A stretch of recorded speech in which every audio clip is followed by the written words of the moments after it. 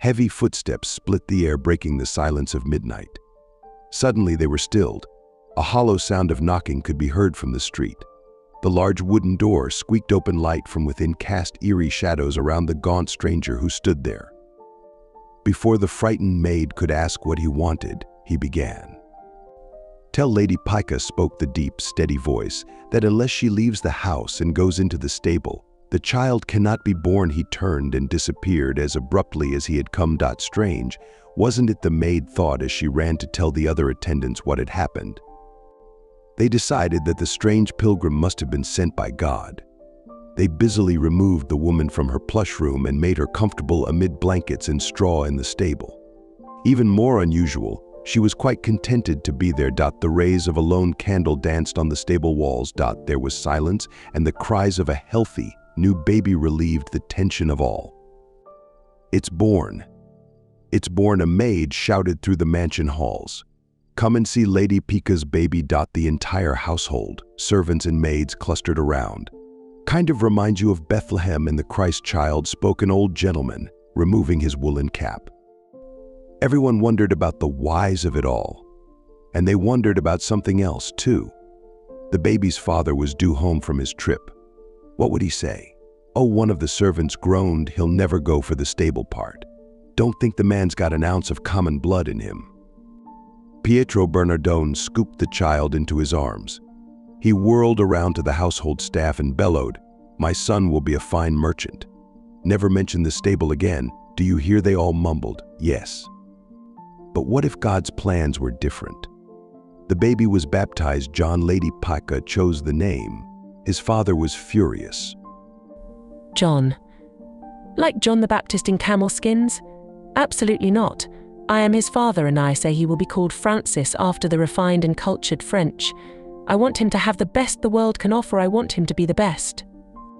"That he will," whispered the elderly maid as she overheard his ranting.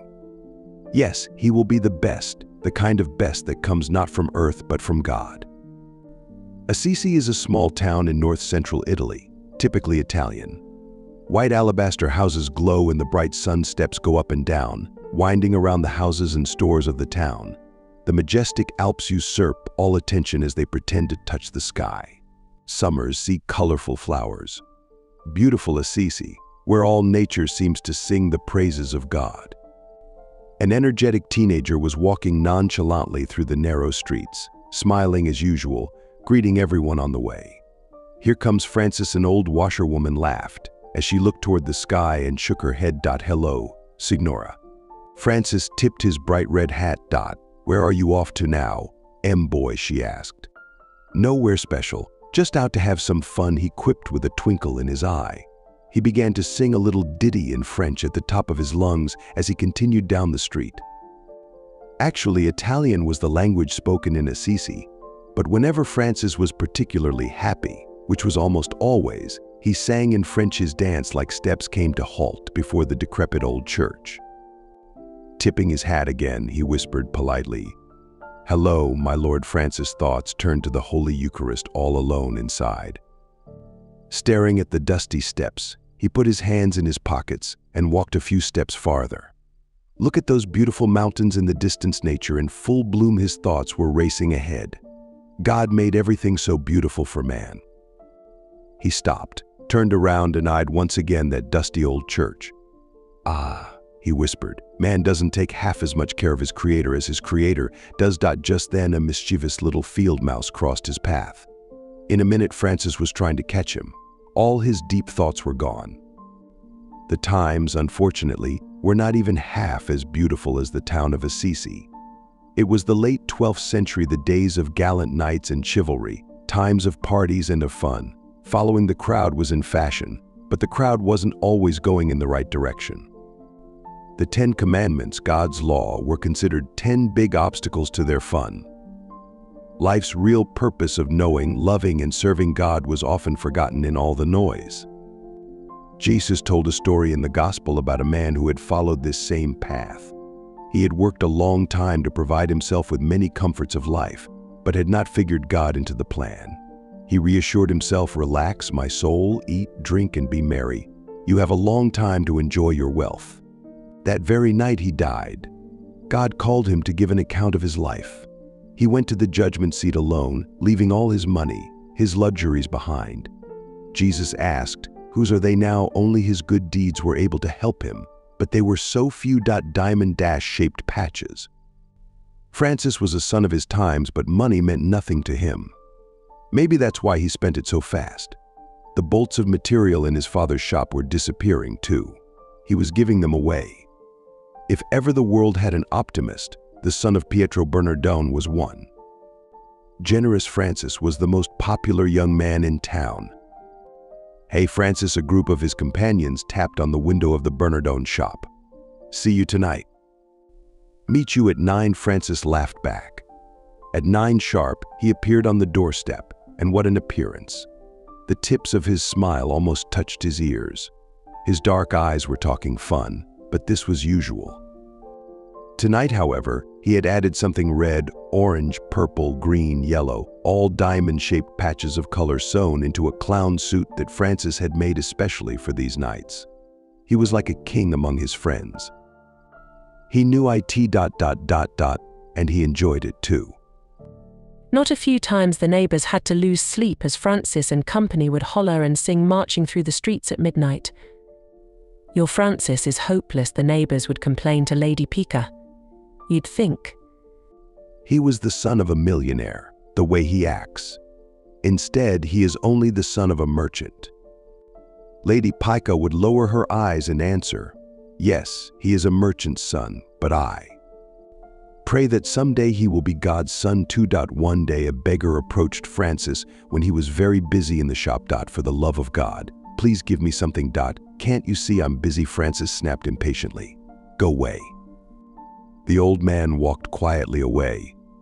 Francis reflected, "Look what I did. If a friend of mine or a rich man had sent him, I would have received him willingly. Here he came and asked me alms for the love of God, and I refused. Yet who is a greater or better friend than God?" Almost before he finished the thought, he dropped the bolt of cloth on the counter, left the customers standing there unattended, and ran after the poor beggar, emptying all the money from his pockets into the old man's hands. The least of his brethren, Francis whispered to himself as he returned to his work. "What I do for the least of the brethren is done for Christ." Francis often wondered about his future. "I could take up my father's cloth trade, but that's not for me. I want to become something great." Like he paused a few moments. Like a knight, a famous soldier, his chance came soon enough when Assisi went to battle with a neighboring city. Francis, full of enthusiasm, joined the squabble. Hardly had he donned his uniform when the Assisian men at war were taken prisoner. Discouragement gripped all of the defeated army, all except Francis. "Look at that kid," one of the prisoners grumbled. "Here we are in this dumpy cell, half-starved, and he's cracking jokes." Another made a poor attempt to come to his defense. "Probably the guy's crazy. No one in his right mind would be happy here, and in this condition." But Francis didn't care what anyone said. He really was happy. "Here we are in prison," he would say. "Oh well, it could be worse." His optimism was catchy. It rubbed off on the other men, and before their release a year later, they had all become great friends. Prison hadn't shattered Francis' spirits, but his physical strength was broken. High fever racked his body, and the townsfolk whispered nervously, "The doctor thinks he is going to die." Lady Pica never left his bedside. How she prayed that God would spare her son, and God heard her prayer. The fever broke, and little by little, new strength surged into the boy's body. One morning his mother came in smiling, "Good news, Francis, you can get out of bed today." He sat up straight. It had been such a long time. "And it's a great day," he exclaimed, trying to muster up all his old enthusiasm. "Let me see my town again." He slipped out of bed, but before he even made it to the window, his knees started shaking. Lady Pica caught him just in time. "What happened?" he asked a little nervously as his mother helped him into the chair. "Don't try to do everything all at once," she whispered. "You've been sick a long time." Soon Francis managed to get around with a cane.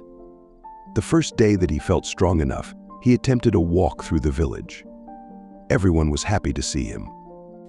Well, if it isn't Francis. Thank God you're back on your feet, boy. Good to see you, son. Congratulations, Francis. Keep it up. He tipped his hat, smiling to each as he passed by. But actually, Francis didn't feel like smiling. In fact, the more he looked at the ugly cane that held him up, the more he wondered if he would ever be completely well again. Looking at the distant mountains, his thoughts wandered. I used to run to the foot of those beautiful hills, now I can hardly walk. What fun I had with my friends singing in the streets, now I have to use so much energy just to breathe the words the old parish priest uttered on Ash Wednesday seemed to hit him in the face. Remember, man, you are dust and unto dust you will return. What use is it to put so much importance in the joys this world offers when they slip through our fingers like smoke rings? We are made for God, for eternal life. Maybe it is better to put our treasure in heaven, never to be destroyed, never to be stolen, than to place our hopes in this world where nothing lasts forever. Making his way back to the house, he tried to send away the sudden meditation. It was far too serious thinking for such a happy day. I'll be well soon and back to the old fun, he tried to tell himself, but it wasn't working. This time he could not forget the choice that so clearly faced him, God or the world. As the months passed, Pietro di Bernardone watched his once happy-go-lucky boy become quiet and disinterested. He was worried. Francis, son, you act like you've lost your best friend. No, I just. Well, Francis stuttered, I have to do something with my life. What do you want? Pietro tried to come up with a solution. He snapped his fingers and yelled with delight. I'll send you to school. You can have the best education for any profession. You can have anything this old man can afford to buy. Francis put his head up. Maybe it is worth a try. I feel healthy enough and have the money, the time. Stop talking riddles, Pietro interrupted. What will it be? Embarrassed by his thinking aloud, Francis piped up. Oh yes, I have decided already. I'll be a knight. Again, Pietro tried to choke down a laugh. He didn't want to discourage his son. After all, at least he was interested in something again. Pietro bought the armor and the horse. When the big day came, all the townsfolk were there to wish Francis success in his new military career. All cheered him as he rode off. Pietro was proudest of all. First, the man said softly as he stroked his short, pointed beard, "My son shall be first." Night came. Sleep caught Francis as soon as he closed his eyes. He began to dream. Someone was speaking to him. Francis called a mysterious voice. Is it better to serve the master or the servant? Master, he said, fumbling for the words. Then why do you make the servant a master? Those words opened wide the doors of Francis' conscience. He saw himself as he really was, so small, so poor by God's standards. My lord, what must I do? He managed to ask. Return to Assisi, and you will be told. The would-be soldier awoke, sat up in the bunk, and spent the rest of the night thinking. He stared at the ceiling, then the wall. His imagination relived the dream again and again. God, he murmured, the master alone deserves my life. He must be my king. The first will be his knight. God, only God. God, only God. When dawn carried the first rays of sunshine into the dingy barracks, Francis was already out of bed. If God wanted him to return to Assisi, then he would do just that, and as fast as he could, he mounted his horse, still equipped with all the swords and armor for war. As he rode away, the metal pieces of armor clanked against the swords. They all seemed so foolish to him now. Perhaps the situation reminded him of the words of Saint Paul that called all great deeds and worldly honors nothing but tinkling brass and clanging cymbals without love for God and fellow man. Pietro di Bernardone, who had proudly bragged about his son a few days before, was utterly humiliated to see Francis home so soon. But the boy's old friends brushed the incident off as another of Francis' whims. They were happy to have their king back and invited him to a big party. Francis went, or at least he started to go. He was at the head of the crowd as usual, but this time he was quiet. A few yards down the road, he was in the middle of the crowd. A few yards further, He was straggling at the end, until he was alone. The noisy group was moving farther and farther ahead. Francis began to pray, unaware of time, or place, or people. Some of his friends noticed his absence and came back to find him. He didn't even realize they were around him until one poked his shoulder. "Hey Francis, Simon. What's the matter with you?" I know another teased, "Okay Francis, who is she?" He's in love. "Yes, I am in love," Francis said with determination. "And the secret is mine to keep. Hope it works out as well as your night." Hoodventure, they laughed. But Francis didn't think anything was funny. His face flushed with anger, and without further words, he walked away, leaving his friends behind, totally baffled. He wasn't angry at the other young men. He was angry with himself at all the time he had wasted with the wine-happy group behind him. Francis was humbled. He turned to God, his newfound love, and prayed. He really prayed. The village church of St. Damien and a dingy cave became a second home to Francis. He went there to pray for hours. His goal in life had changed. Now he sought only God, but the boy was still himself, generous and cheerful. One day he was preparing everything for a lavish dinner. His mother asked, "What are all these fine linens, dishes, and preparations for?" "A party with your friends." "Yes, I invited all my new friends, and we're going to have a party tonight." "Your new friends?" his mother asked inquisitively. "My very dear friends," to Francis added. That night, Lady Pica peeked in on the party. Imagine her surprise when she saw all the poor, the beggars and unfortunates of Assisi dining at a banquet with her son. Francis had always loved everyone. Now he was aiming to perfect that love. He wanted to love them regardless if they were rich or poor, kind or cruel, because he saw in them Christ, the Savior of all men, and God gave him the chance to prove it. The one afternoon he was riding his horse through town. All of a sudden the horse jolted. Francis looked to see what had happened. There to the side was a leper sitting on the ground. Leprosy is a disease that causes body decay. In those days, it meant slow and certain death. Everyone was afraid to go near the lepers because the disease was highly contagious. From a distance, Francis took a few coins from his pocket. Just as he was about to toss them to the leper, he reflected that poor man is loved by God, too. He is my brother because we are all children of God. Gripping the saddle of his horse, he dismounted and walked toward the leper. His legs didn't seem to want to carry him any closer. His stomach was turning weak. He swallowed hard. With every step, the sickening odor of rotting flesh became stronger. "I must keep going," Francis insisted to himself. "I have to show God I want to love him without limits." With all his heart, he took the last step. The leper didn't quite know what to make of this rich, healthy young man who was actually coming near him. His sore, red eyes opened even wider when Francis pressed the coins into the palm of his hand and kissed him, putting his arm around the leper's shoulder, as though they were great friends.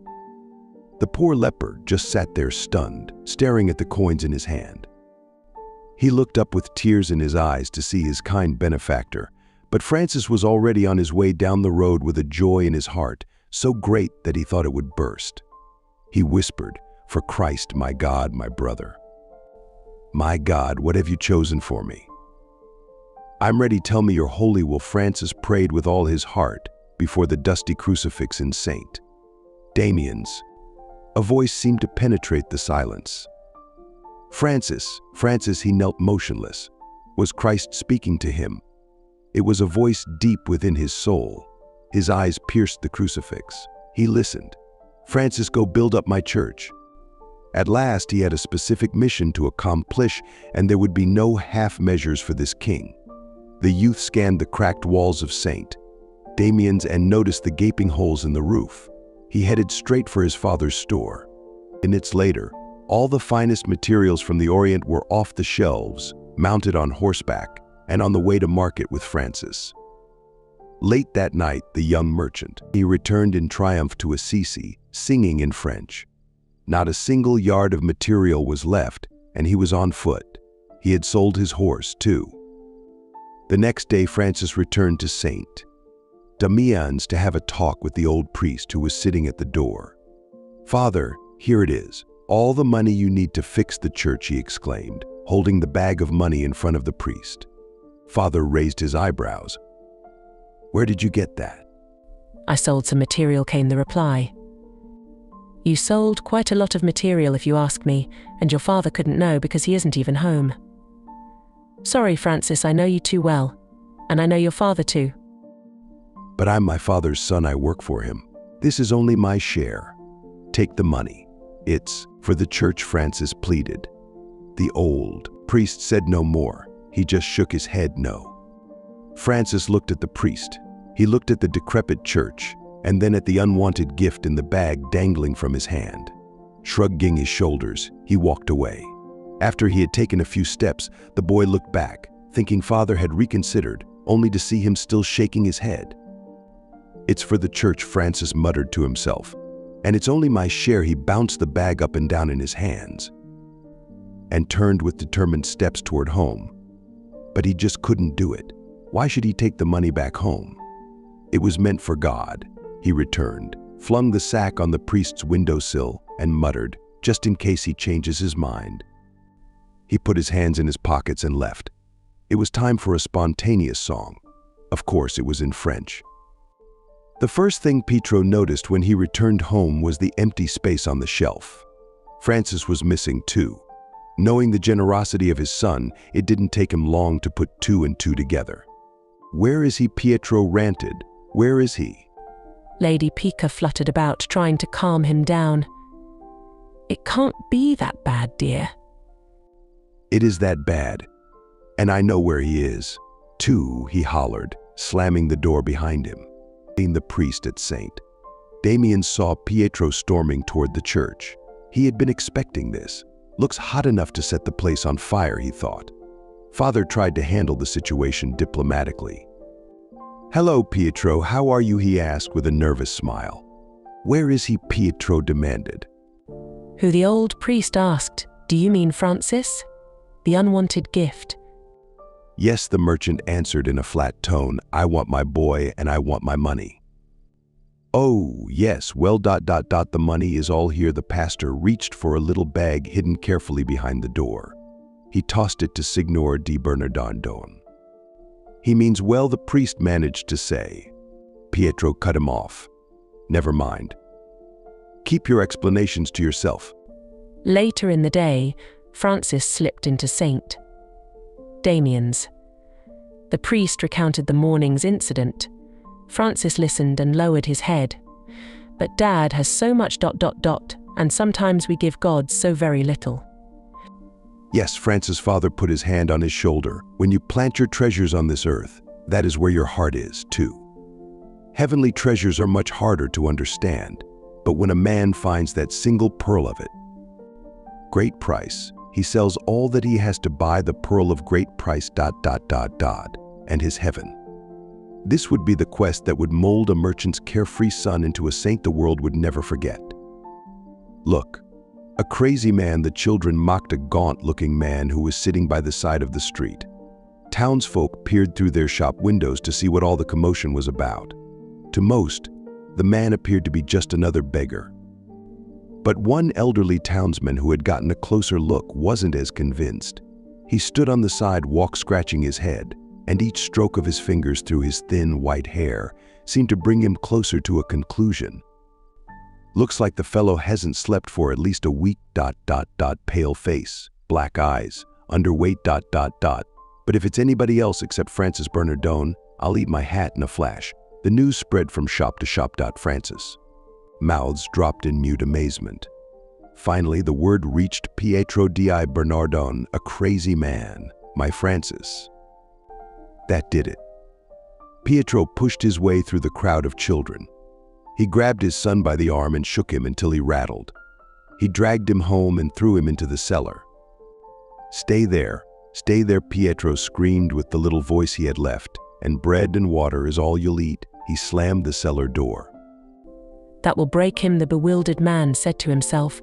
"All this nonsense about fasting, praying and strengthening his spirit, I can't believe it. Either he's crazy or I am." He began to smile a little. The cellar will do him good. One afternoon, the cellar door opened.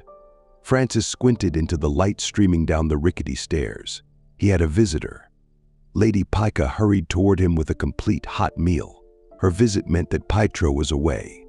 "Francis dear, look, your favorite dinner.oh." Mother Francis gulped. "Be careful if he sees you." "No, your father won't see me. He's not at home. This foolishness has gone on long enough.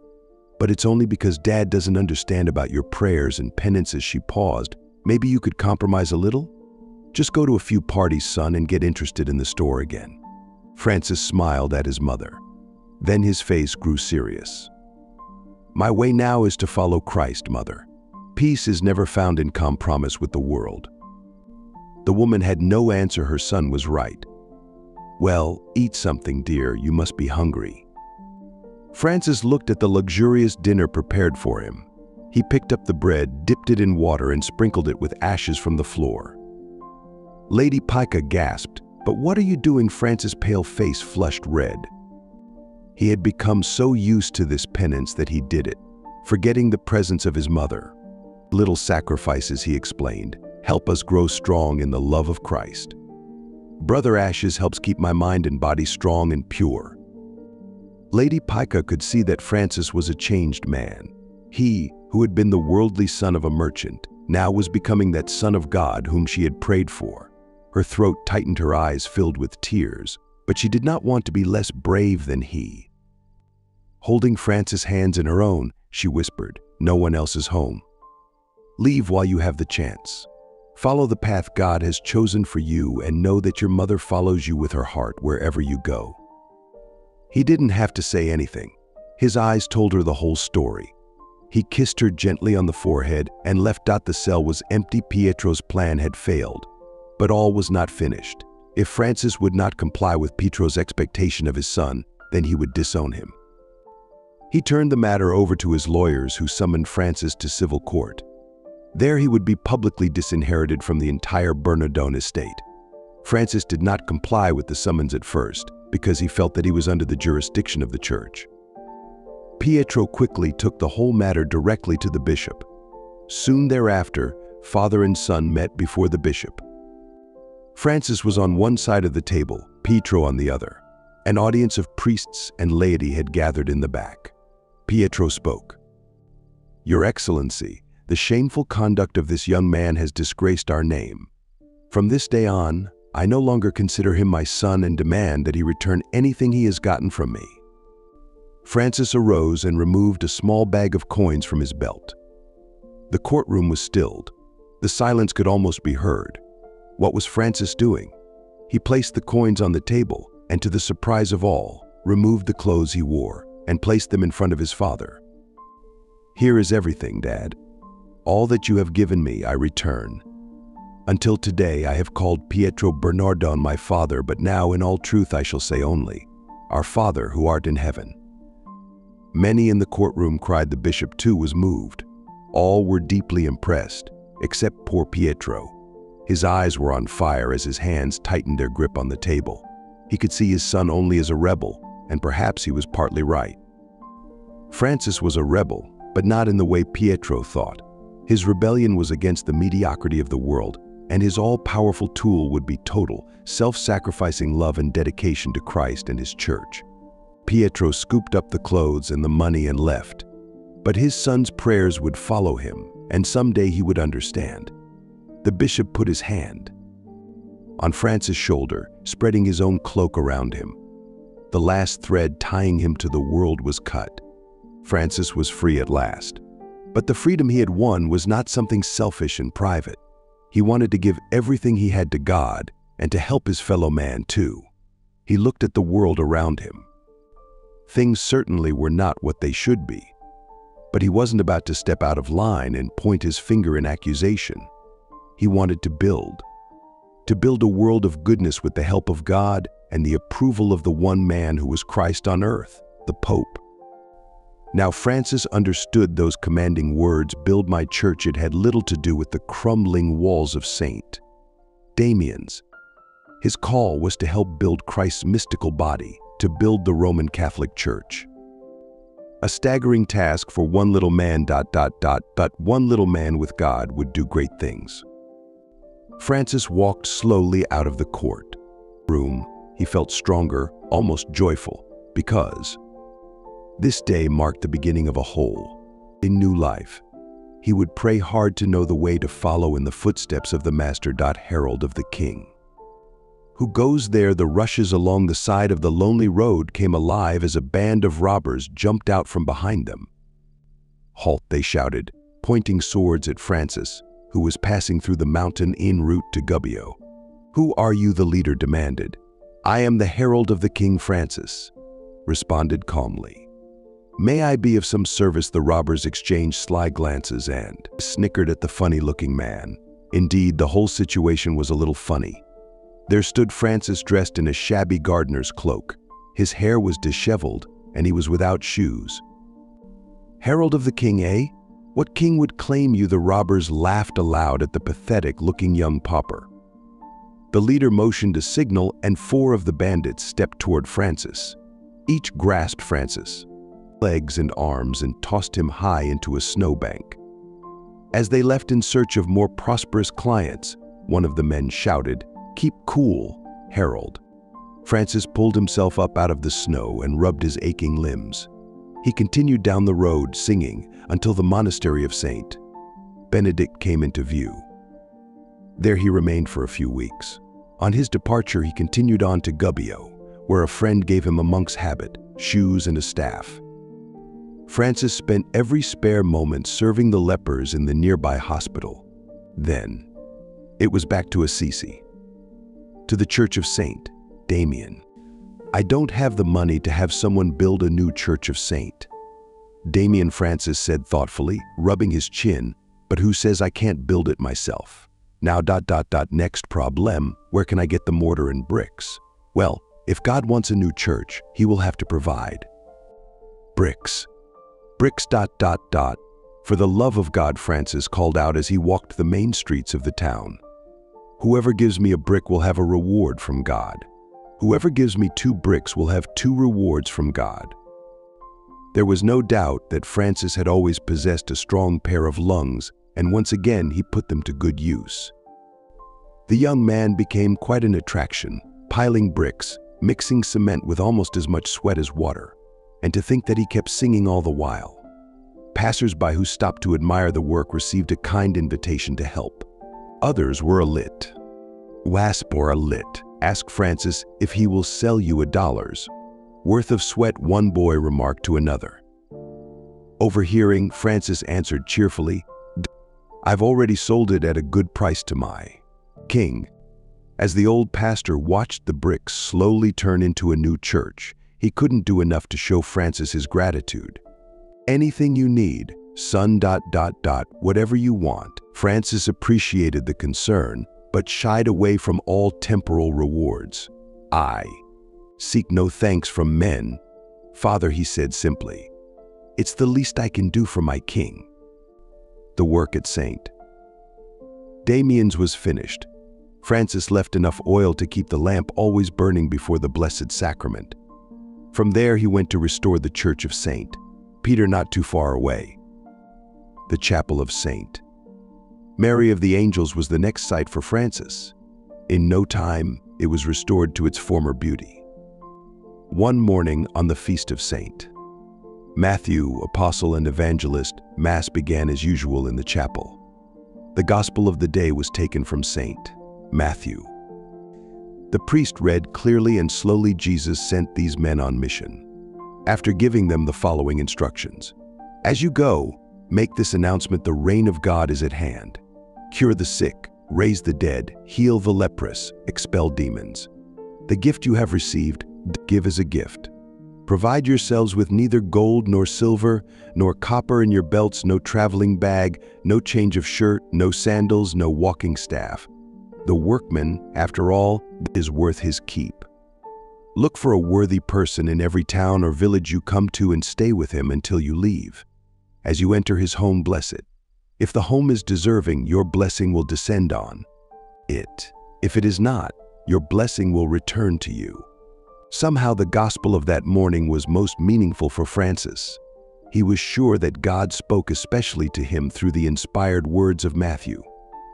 As soon as Mass was over, he asked the priest to explain the gospel word by word. There must be no compromises with God, Father said. His servant must be poor in spirit and possessions. His mission is apostolic, which means he must preach the good news of the gospel to all men and diligently live it himself. Francis felt God was showing him another step. This is what I want. With all my heart, this is what I will follow. Father was impressed by his sincerity and gave the fervent young man his blessing. He exchanged his habit for a brown, cassock-type dress worn by peasants, his leather belt, for a rope. He removed his shoes and staff and walked from town to town, preaching Christ. Thus Francis, the church builder, God's herald, became an apostle. What if this is just one of his fads, one of the many he is noted for? Bernard of Quintaval sat down to think. He planted his elbows squarely on the table and rubbed his temples with his hands. Crowds flocked to hear Francis, and many were being drawn closer to God by his good example. Other young men who had watched him change from a happy-go-lucky party maker to a man of God were particularly interested in what he had to say. And just think, fun-loving Francis was persevering in his austere religious life. This fact alone was cause for reflection. The humble evangelist was no match for any polished speaker, but something else was attracting the people. There was a mystery about him that some called madness. His peaceful face seemed to contradict the piercing fire and fervor that gushed from his soul. His dark eyes penetrated the hearts of all who beheld him. "The Lord give you peace," was his greeting. His burning desire was to share this grace and peace of Christ with the world, to love him and make him loved. "Build my church," Christ had said. He meant, build my church in men's hearts too. As Bernard continued in his thoughts, a bad tree doesn't bear good fruit. Maybe he is on the right road, he wondered. Could it be that God is calling me to the same life? The young nobleman prayed for guidance. Francis' way of life could truly be found in the gospel, but before he could take any decisive step, he had to be sure. Suddenly an idea formed in Bernard's mind. Snapping his fingers triumphantly, he exclaimed, "I've got it. This will prove his worth." The next time Bernard saw Francis, he put his plan to work. "Do you think I could have the honor of your company at my house tonight?" Bernard asked. Francis gladly accepted. That night, the two men talked until it was very late. When they went to bed, both of them fell fast asleep. At least, it looked that way. Francis opened one eye, then the other, and saw Bernard sleeping soundly. Slowly, quietly, he slipped out of bed, and Francis continued to pray all night long. Began to pray. He continued to pray all night long. Just before daylight, he went back to Enoch bed, totally unaware that Bernard had slept either. He had watched every move Francis made through the corner of his eye. This convinced Bernard that his friend was sincere, and now he was determined to follow him. Slowly and thoughtfully he spoke. "Brother Francis, if a man received many goods from his master and then decided he did not want them, what would he do?" "Give them back," was the quick reply. "Brother Francis, I want to return to God. All the earthly possessions he gave me. What should I do?" Francis thought for a moment, then patting Bernard on the back with a gentle hand, he responded, "Tomorrow we will go to church together and pray for the answer to your question." Before that tomorrow arrived, a brilliant lawyer, Peter Catani, joined the two men, and the following day found all three before the altar of the Blessed Sacrament at St. Damien's. Francis approached the altar and opened a large missal which contained all four Gospels. He read the first passage he found. It was Jesus speaking to the apostles. "If you will be perfect, go sell what you have and give to the poor, and you will have treasure in heaven." He opened the book a second time and once again read the first passage he found. "If any man will come after me, let him deny himself, take up his cross, and follow me."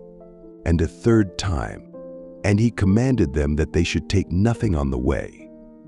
"Brothers," continued Francis, "this is our rule. and of all who wish to follow. Go and do as you have heard." As soon as they left the church, Bernard and Peter gave all their possessions to the poor, and together they went to St. Mary's Chapel, where they made their first home, a small clay hut. Father Francis, as the brothers now called him, was their superior and father. Thus the Order of St. Francis, its members known for centuries as the Franciscans, was born. I saw it with my own eyes, right there on the church steps. Bernard and Peter gave away all they owned. The gossip buzzed loudly over the crackling fire in the square. When Francis had left everything to follow Christ, he had been the object of conversation and amazement for weeks. Now, 2 prominent citizens had imitated him. What was it all about? "That's nothing," another piped up. "I even heard that they are living in huts near St. Mary's Chapel." Heads were shaking back and forth. There was silence for a time. Then one elderly woman spoke out. "I was there some 25 years ago when Francis was born. A stranger told Lady Pica to go to the stable. It was like the first Christmas in Bethlehem. I knew from that day on that God had special plans for that child. Maybe those men aren't as crazy as you think." Her audience wasn't easily convinced. No house, no food, no money, and you say they aren't crazy. The old woman stood her ground. "But they have much peace and joy, and a life rich in the blessings of God. Yes, I say they possess a wisdom which is far more than many." In the background, a silent listener took careful note of the whole conversation. The old woman made sense. Francis made sense. After a restless night, this same young man went in search of Francis. Approaching St. Mary's, he saw in the distance a familiar, brown-clad figure. "Brother Francis," he called, running like a child. Francis turned and saw the youth coming down the old dirt road, tripping and stumbling in his excitement. "Father Francis," he stopped a minute to catch his breath. "My name My name is Giles. With all my heart I want to serve God. Please let me be one of your brothers." The kindly brother was moved by the youth's simplicity and sincerity. "God has been very good to you, my brother. Let's say a prayer of thanks together." Francis and Giles returned to the hut, where the brothers were busy with chores. "Brother Bernard, Brother Peter, come, I have good news." Francis was standing in the doorway, smiling. "What, Father Francis?" they questioned curiously. Stepping aside, he pulled Giles to his side. "God has sent us another good brother to share our labor and our joy." They greeted Giles joyfully. These men who were grateful to God for their vocation pleased him. In turn, God rewarded their good work by sending many more men to follow them. "We are men from Assisi, who live a life of penance." This was the answer the brothers gave to anyone who inquired. Just as Jesus had sent the apostles, they also went forth 2 by 2 into the surrounding villages and towns preaching the gospel. Some people received them well, others did not. But nothing discouraged Francis, nor his brothers, who had taken on his optimistic spirit. Their aim was to love Christ and to make him loved. Everything else had taken second place. More disciples came. Sabatino, Morico, and John were their names. Before leaving on their missionary journeys, Francis would call them to speak a few words of encouragement, almost always repeating the words of the gospel. "Be patient and humble. Preach the good news of Christ to all. Stay there for a time, accept whatever is given you," and he would conclude, "My brothers, rejoice, for your names are written in heaven. Rejoice, for my brothers' names are written in heaven." Francis and his brothers were in every sense apostles. An apostle is first a man of prayer. Thus, from the grace received from God in prayer, he becomes a man of action. They realized that one cannot give what he does not have. Hence, the brothers could only do as much good as they were holy. Their theology was right, because God sent many new vocations: brothers Philip, John, Barbarus, Bernard of Vigilanejo, and Angelo. Now they were 12, as the apostles of Christ. The community grew, but the hut they called home shrunk. A shed at Rivo toward a twisted river became the new monastery. It really wasn't too much of an improvement. for it just accommodated the 12 brothers.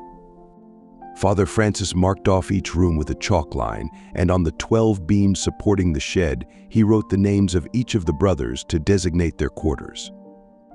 The newly born Franciscan family could be found wherever help was needed, working in hospitals, serving the lepers, living the life of God's poor.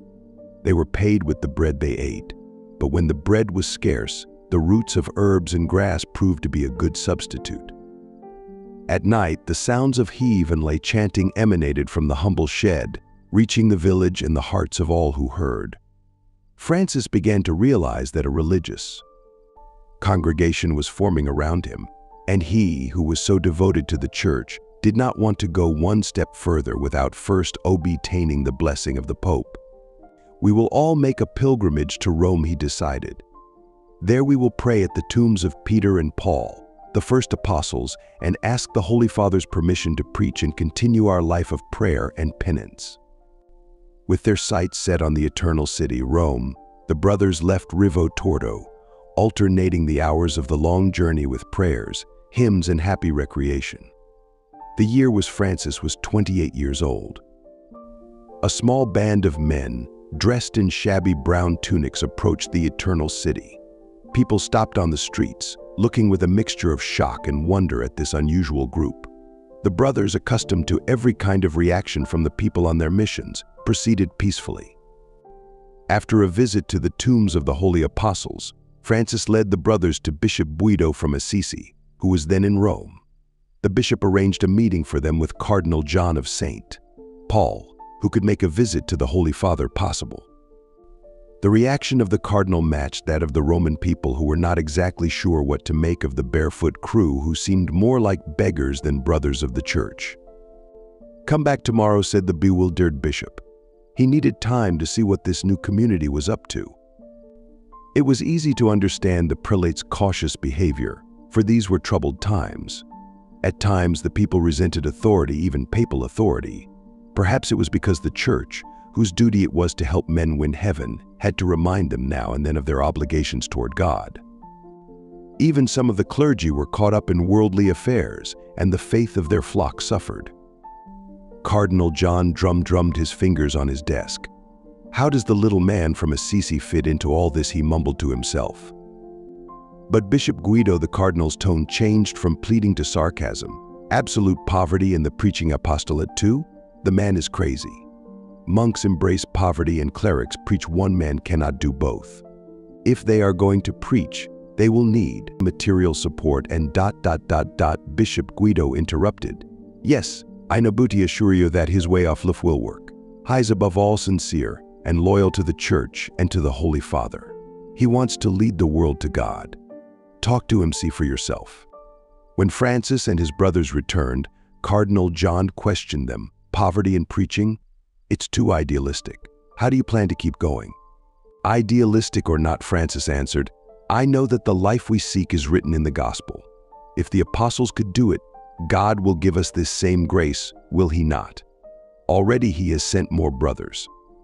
The cardinal fell silent as he listened to the young man's courage and devotion. Finally he spoke. "God bless you, my son. I will do what I can. I will arrange a meeting with His Holiness." Francis and his brothers returned to the tombs of the apostles to pray and wait.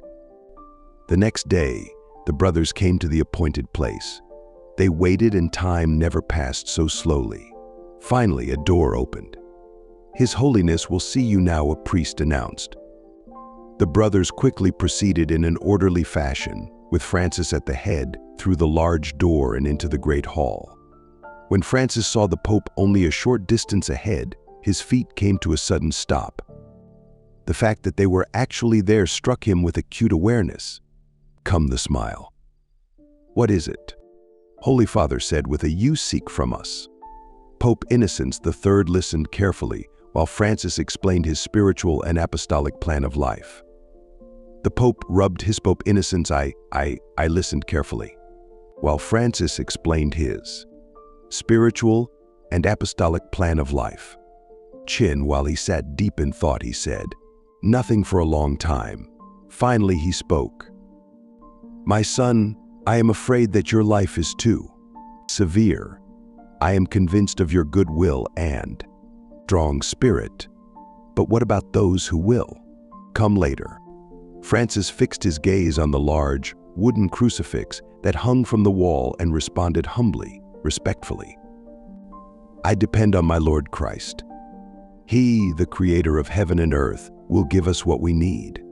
He himself has said, "Seek first the kingdom of heaven, and all else will be given you besides."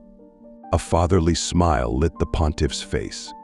Yes, my son, but he also said, the spirit is eager, but the flesh weak. Pray, therefore, to see how far God wants you to follow in. This way. The meeting was over. Francis and his brothers did pray. The papal days were filled to the brim with all the usual affairs of the Vatican. One day the priest aide to the Pope noticed that the Holy Father did not look well. "Your Holiness, may I help you in any way?" the priest asked. "No, no, Father," the Pope replied with a slight smile. "I am just tired. I was awake half of the night. I kept having the same dream over and over, and each time it woke me from sleep." "Oh," the priest asked. The Pope's eyes assumed a far-off look, and his face became troubled as he relived the dream. "I could see a church shaking. Some bricks began to fall. I saw myself lamenting the problems of heresy, and I wept at the true bled faces of the scattered sheep of the flock." The Pope stopped and put his head in his hands. "Then what?" the priest insisted gently. Then, just when the whole church was ready to crumble, a small man came up to it, making the sign of the cross and putting his shoulder to the front of the building. He kept it from falling. "Well, it was a nice ending," the priest encouraged.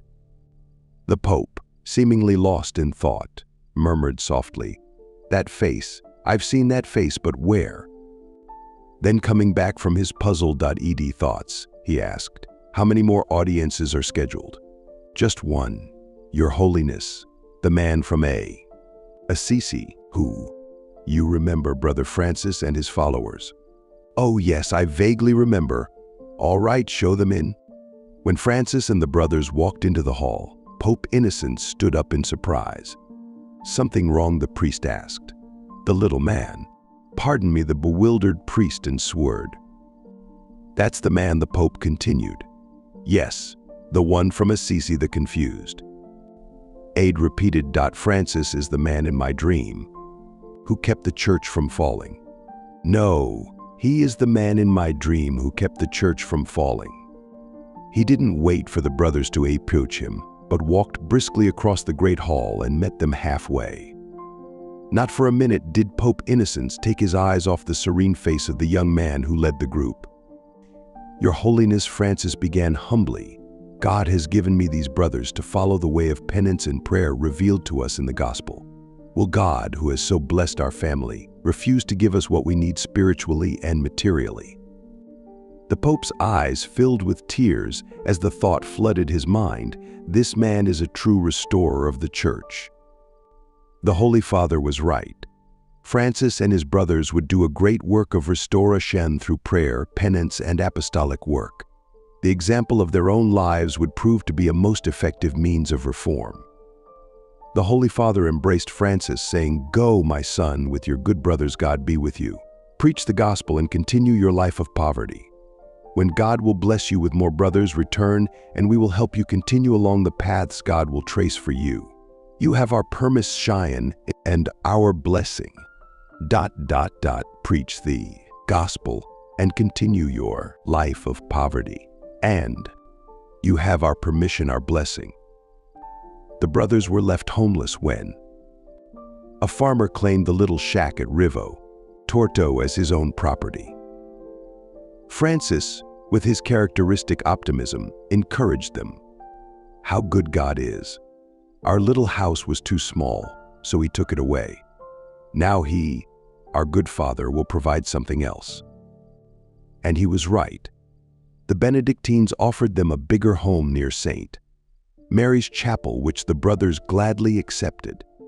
Francis insisted on giving the monks a basket of fish a year to pay the rent. This way, The brothers would not own any property and would have to depend solely on God to provide. These were beautiful times for Francis, golden days, when he and the brothers could follow closely the path traced in the gospel. More men continued to come, brothers Rufino, Maceo, Juniper, and Leo, all eager to follow Christ in the good spirit of Francis. And Francis was a good father to his spiritual sons. One night, the community was startled out of slumber by unearthly howls. "I'm sick. I'm dying." Francis bounded from his cot. A lone candle furnished enough light for him to see who was wailing. It turned out to be one of the newer brothers, who was sitting on his bed repeating over and over, "I'm dying." "What is wrong?" Brother Francis questioned anxiously as he placed his hand on the young man's head. "What are you dying of?" "Hunger," was the shouted reply. Father Francis, turning his head slightly to hide a smile, motioned the distraught friar to follow him and said, "Come, brother, let us go and eat." All of the brothers, roused out of sleep by the commotion, joined Francis and the hungry brother in a midnight snack. The brothers not only shared the meal, but the laughter as well. Father Francis ended the event with well-chosen words of advice. "Brothers, God has given to each of us different abilities. To the one with 10 talents, he expects 10 in return, but he does not expect 10 from one who has only 5. Do your best and be in peace. God will take care of the rest." On another occasion, when some of the brothers became discouraged, Francis picked up 2 sticks from the ground and pretended to play the fiddle. He sang and danced until the brothers were howling with laughter at his silly little show. He laughed right along with them and told them, "The moral of this story, good friars, is this: there is never a reason for discouragement. Only if we have committed a sin should we wear a long face. There is no difficulty that cannot be overcome by prayer, obedience, and the spirit of joy." When Francis of Assisi was not praying, he was preaching. The language he used was deliberately simple, so that even the most uneducated person had no difficulty understanding his message. When Francis went to a church to preach, he usually carried, of all things, a broom. Before beginning his sermon, he would give each church an energetic sweep. "The house of God must be kept neat and clean," he would explain, "for it is Christ who dwells here, and he deserves no neglect." A time came when people began to wonder if perhaps Francis of Assisi was a saint. The spirit he lived spread rapidly and far, and the day was near when Francis would have to prepare a Franciscan way of life for the many lay people who sought it. They would become the third order. Women, too, wanted to follow this religious life. Many felt that Francis had found the way. Claire Offerduccio, a girl from one of Assisi's wealthiest families, was the first to follow Francis. Her sister, Agnes, joined shortly after. The core group of Franciscan women lived in a poor little convent and followed the rule that Francis had written. This new religious family became the second order of saint. Francis called the poor Clares. The core group of Franciscan women lived in a poor little convent and followed the rule that Francis had written. Everyone below deck. The captain's shouts were barely audible above the raging winds and high seas, which were threatening to wash everything overboard. "Bring down the sails." The captain motioned to one of the sailors. "Go below and see to those 2 brothers. They're not used to the sea, let alone a squall like this." Aye, Captain," replied the mate as he started down the narrow hatch. "And tell them they had better pray." The driving rain could not hide the worried expression on the captain's face. The musty hall was lit by one flickering candle. A door to the brothers' cabin banged back and forth as the ship rocked with the waves. "Hello there," the sailor called. "Brother Francis." "Brother, are you all right down there?" The cabin door stopped its rattling as a small figure grabbed it for balance. "Yes, Sir," Francis answered. "Can we be of any help?" The captain said to pray. "It's pretty bad up here." The brothers' reply was drowned out by a loud splash of water against the hull, which jolted them all to the floor. As he tried to regain his footing on the heaving deck, The sailor yelled, "Just keep praying, brothers." And pray they did. The storm continued throughout the day. Night fell and their situation grew worse. Water was seeping through the beams of the ship. Later that night, there was a resounding crash and the ship came to a sudden halt. The captain's piercing whistle could be heard from the top deck. That meant trouble. When the brothers heard the cracking of timbers and the rushing of water, they knew it was bad trouble. Francis and his companion hurried to the top deck as fast as the tilting ship would allow. The ship was lodged on a gigantic rock, but they knew that their prayers had been answered because there, only a few hundred feet in the distance, was land. So ended their journey to bring their mission to Syria. Brother Francis and his friar companion found themselves in Slavonia with no food, no money, and no way to communicate their situation. The brothers spoke no Syrian, the Syrians spoke no Italian. But Francis was always ready to pray and God seemed always ready to answer. They found a sailor in the city who agreed to smuggle them on board another ship bound for Italy. The brothers were stowed away in a small area behind the barrels in the storage room, which was far from comfortable. They had managed to obtain just enough bread for themselves for the voyage. Everything seemed to work out fine until one night they heard a familiar sound: high wind, drenching rain, and howling seas. The younger brother turned a little green as he looked over at Francis. "Oh, no," he gulped. "Is it possible?" Francis pretended not to understand and answered calmly, "Oh, everything is possible with God. Have faith." "I'm sorry, Father Francis. I know that God rescued us once and he will do it again." A short time later, their faith was tested when some of the crew discovered the stow. A ways, look, here, extra, K.A. Argo ... and we are miles off course. Our ration won't last and we'll all starve. Let's throw them over the side. It will be too less to feed another crewman snarled. Double dose. Francis' tone was calm. "Brother sailors, God is our good Father. He will give us our daily bread. Just ask him. Look, here are a couple loaves of bread we brought for the voyage. We'll share it with you." The sailors laughed at the prospect of a few loaves of bread for so many men, but they were moved by the generosity of the brothers and decided to let them remain. The voyage continued safely. And God did provide, for that little bit of bread never ran out. To. The voyage caused the unsuccessful missionary serious doubts. Was this God's way of telling Francis that he should become a monk and spend the rest of his life in the silence of a cloister? He sent Brother Maceo to ask the thought of Sister Claire and Brother Sylvester, the first priest who had followed Francis. When Brother Maceo returned, Francis immediately questioned, "Brother, what does God want from me, Father Francis?" Both Brother Sylvester and Sister Claire gave me the same answer: "God has not called you for yourself only, but for others too. Continue to preach." "Well then, Brother Maceo, let us preach," came the spontaneous reply. Taking Brothers Maceo and Angelo along, he started off down the road. "Wait for me here," motioned Francis. The two friars watched in wonder as their master approached the forest along the side of the road. His small stature seemed even more dwarfed by the towering trees. Then, raising his arms as if to embrace the forest, he called out, "My sister birds, be grateful to God and praise Him." Hundreds of birds, forming a dazzling array of color, flew from the branches and flocked around the simple creature that called them. They perched on his shoulders, his forearms, the palms of his hands, and even on the cowl of his shabby brown habit. Strangely, the little birds remained silent and still. Francis continued, "Be grateful, sister birds, for you neither sow nor reap, but God feeds you.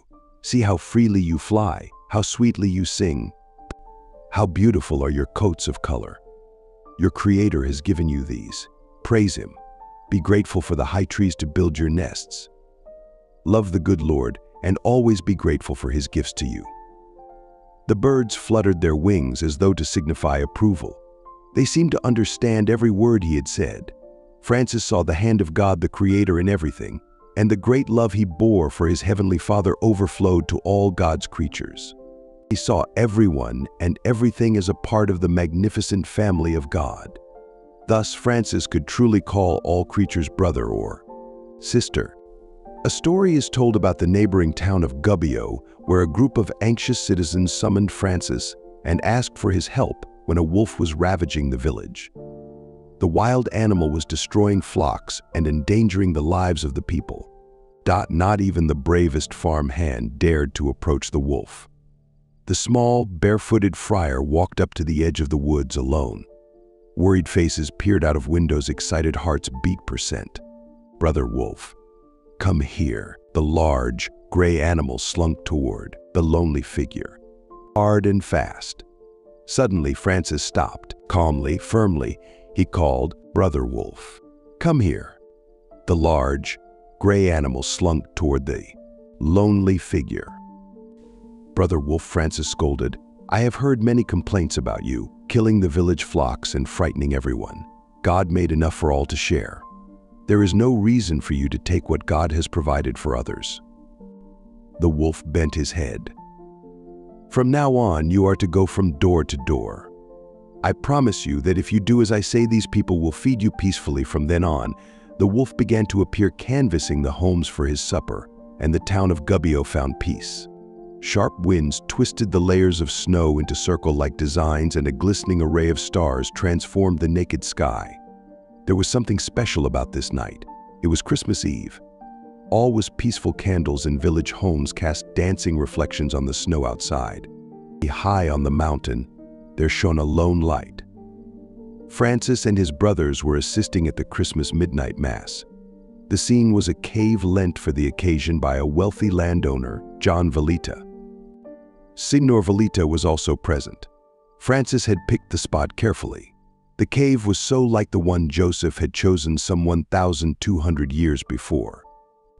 Earlier on that day, the brothers had arranged to have an ox, a donkey, and some hay placed under the small, homemade altar. Why did he go to all this trouble? There was something special about this night. "I want to see with my own eyes the poverty in which Christ the King was born," Francis replied in his quiet way. Those present held lighted torches in honor of the Christ child. The Massachusetts began. Then something strange and wonderful happened. Signor Valletta stared in disbelief, then glanced at the others to see if they too had seen it. The expression on their faces told him that they did see. There, on the hay beneath that makeshift altar, the baby lived and breathed. As the crowd knelt in stunned silence, the frail brother walked the few steps to the front of the chapel, and kneeling reverently, he whispered, "Are you really there? Is it really you?" Francis smiled tenderly at the tiny, motionless infant. The infant smiled back. No doubt remained in his heart. It was the Christ child. He picked up the child and held him in his arms, his whole being seeming to glow. Suddenly, the infant smiled and, raising his tiny hand, stroked the friar's beard. There were years of consolation, but there were years of sorrow too. Only a few years had elapsed since 5 of Francis' brothers had been martyred for their preaching in Morocco. Other missionaries who had followed in their footsteps had found unwilling, "Are you really there? Is it really you?" Francis picked up the Christ child and held him in his arms. Listeners also. Even Francis himself, arriving in Egypt to preach to the Muslims, found it impossible to remain long. Recalling those happy days when he had preached to a listening throng, to Sister Bird and Brother Wolf, and perceiving his bitter failure now, he wept. He returned to Italy, broken in health and suffering from a painful eye lesion. The bitter years were now beginning. The man who had followed the Master's public life as closely as any mere man could ever do would now follow him to Calvary. Bare feet kicked up the dust from the sun-scorched earth. Francis and 5 brothers were going to celebrate the feast of the Assumption of the Blessed Virgin at La Verna, a mountain not too far from Assisi. On arriving, they sat down a short time to rest, and Francis took the opportunity to say a few words to them. "My dear sons, be faithful. Keep the spirit of holy poverty shown us by the gospel." He looked at each brother, eye to eye. These 5, this core group, were the most loyal to the gospel way of life. "Brothers," Francis said earnestly, "be faithful. No one asked what he was thinking, they knew. As had happened to many holy founders of other religious congregations, Francis was disheartened by a few in his order who thought they knew better than the man who had taught them. They did not want to abandon this vocation, of course, but they only wanted to soften it a bit, and this would ruin everything. A few days later, after much prayer and thought, Francis called Brother Leo to come to him. "Read a passage of the Gospel for me. This book has all the answers." Brother Leo opened the book at random and read ... He was the description of the past sign of Christ. Twice more the brother opened the Gospel, and twice more it was on the Passion. Brother Leo Francis said, "Let me be in peace. I resign myself to suffer, for this is the will of God. My death is near. I will go to live across the stream and remain alone with God. You will bring me bread and water each day, but before you cross the bridge, call out to me with the first prayer of the divine office. Only if I answer, may you come over." One night, Brother Leo stopped as usual on the bridge and called loudly the prayer, "O Lord, you will open my mouth." No sound could be heard except the water running beneath the bridge. The friar shouted louder, "O Lord, you will open my mouth." ... Utter silence. For a month, the Holy Founder continued his silent retreat, fasting on bread and water. What could was worried? I be wrong, Brother Leo. Hope Father Francis is all right. How he was tempted to cross that bridge, but he remembered his founder's request. Finally, worry and fear got the best of him, and he hesitated only slightly as he crossed the bridge. As he came to the other side, he could hear a muffled voice coming from the direction of the hut. He hid in the shadow of a tree, searching the area near the hut. Suddenly, he came upon the figure of Francis lying prostrate on the ground with arms outstretched. The friar was whispering, "Quanisht imcamonia. Oh God, who are you? And who am I but your worthless creature?" As the eavesdropper peered around the tree, he accidentally snapped off a dead branch. Brother Leo's heart beat so loudly that it seemed to pop in his ears. "Who's there?" Francis cried. In his excitement, Brother Leo stuttered as he replied, It's me, Brother Leo." "Brother Leo, what are you doing? Tell me now, what did you hear?" Francis asked. The nervous brother mumbled out the prayer he had overheard. "Tell me what you meant, Father Francis," he continued. "Oh, little Lamb of God, my brother, in the prayer you heard I understood two lights, who God is ... and then who I am. How could such a great God bother with the likes of me? How good is God? Now I have explained the prayer to you, so go in peace." As Brother Leo backed away somewhat relieved, he heard Francis call out to him, "But make sure not to spy on me again." On the feast of the Exaltation of the Holy Cross, September 14th, Brother Leo once again called over the bridge and once again heard no response to his prayer. This time, Francis would not hear anything, for he was totally absorbed in prayer and contemplation of the Passion of Christ. His profound meditation lasted all that night. "Lord Jesus," he prayed, "give me your pain. Give me your love." As he prayed, a radiant figure holding a crucifix appeared and spoke to the forlorn friar who lay on the damp and clammy ground. "You will not die a martyr's death as some of your sons have. You will be transformed instead into the living image of Christ crucified." What did it all mean? Francis knew. Suddenly, deep bleeding wounds began to form on his hands, feet, and side. Iron nails. "Lord Jesus, give me your pain. Give me your love," became visible in his hands and feet. The pains of his master seared his body until it became a living replica of the dying Christ. But the physical pain could not destroy the great joy and serene peace he felt. Somehow there had been an exchange. In truth, Francis had exchanged the intangible sorrows he bore in his heart for the physical sufferings of Christ. The humble friar said nothing of the stigmata. But it did not remain a secret for long.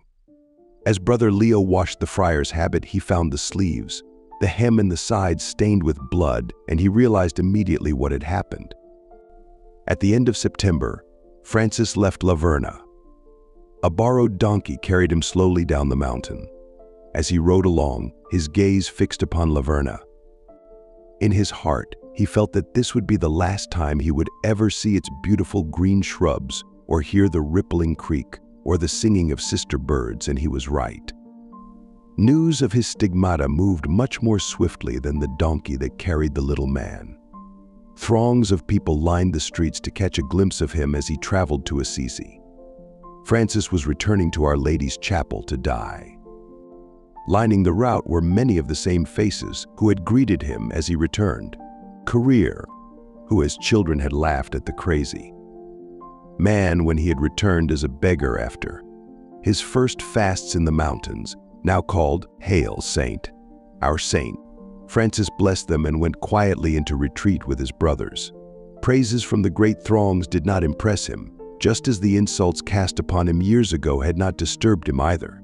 Blessed is that servant, he had once explained to his brothers, who does not look upon himself as better when he is praised and exalted by men than when he is reckoned vile, simple and contemptible for whatever a man is before God, that he is indeed and nothing more.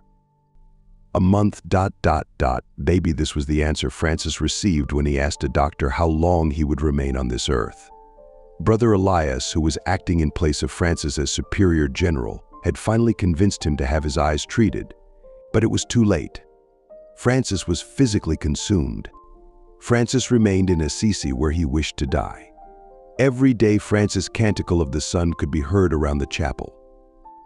Most high, omnipotent, good Lord, yours are the praises, the glory, the honor, and all benediction. To you alone, most high, do they belong, and no man is worthy to mention you.